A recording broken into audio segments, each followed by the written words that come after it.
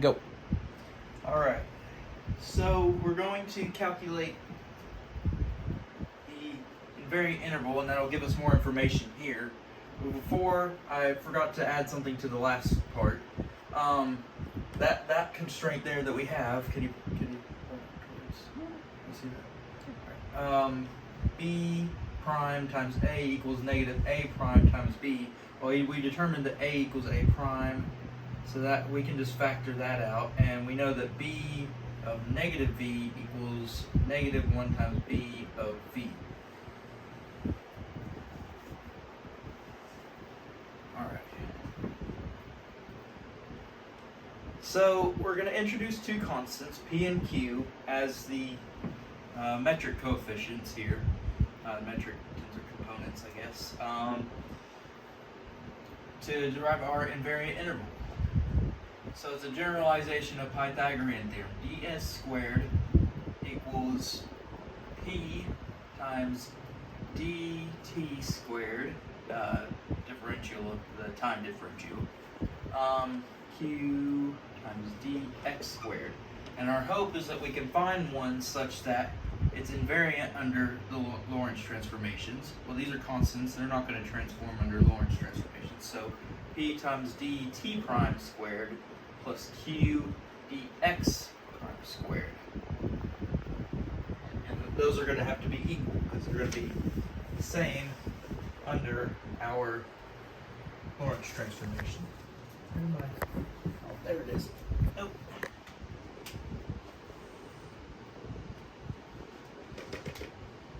Alright, so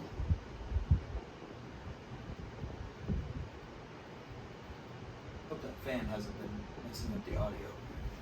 Okay, good. So we're going to work with our Lorentz transformations. We're going to take the differential. These are the coefficients are constants, so x prime equals a times dx plus b. No. Let's go back.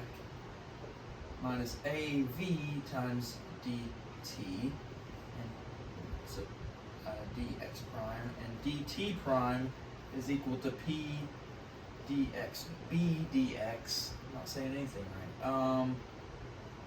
Plus a dt. Right there. So we're going to plug that in to this and then equate these, and you notice that there's no dx dt terms, there's just dt squared and dx squared terms. So we'll have to cancel any product terms that come about. So, alright, p times dt squared,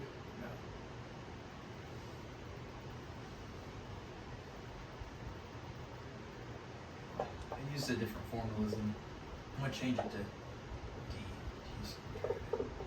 It's not really important, but just in case I were to get off track or something, I wouldn't confuse myself when I looked at my notes. Okay, so dx squared. So we know our dx prime squared is equal to p times a squared dx squared minus 2a squared v dx dt plus a squared v squared dt squared. Make sure I got that right. A squared minus 2 a squared v squared dt. Make sure that lines up. Okay. Plus q times b squared dx squared plus 2ab dx dt plus a squared dt squared. Now we're going to group together all the dx squareds and all the dx dt's and all the dt squares. So that's pa squared plus qb squared times dx squared. Can we see this all right down here? Okay, I'm just going to trust you on this one. 2a bq minus vp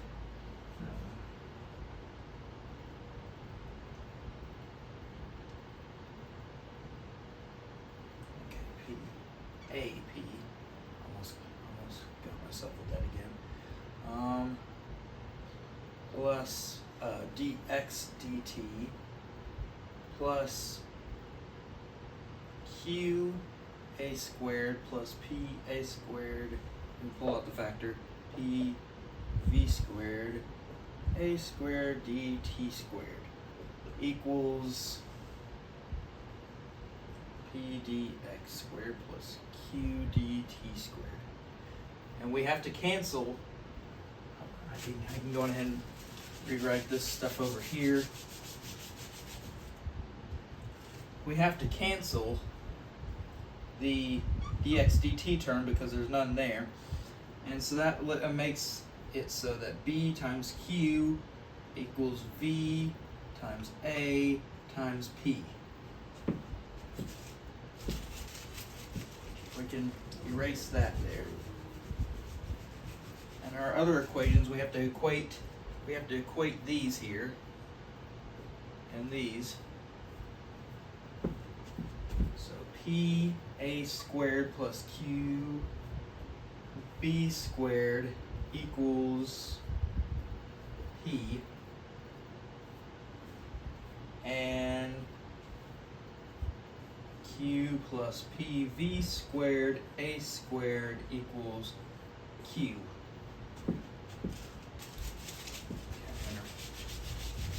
That'll be our invariant interval for flat space-time. Erase all that.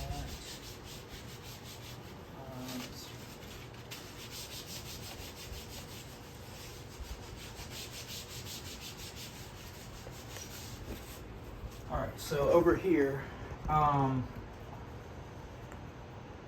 remember that we defined our interval as p dx squared plus q dt squared.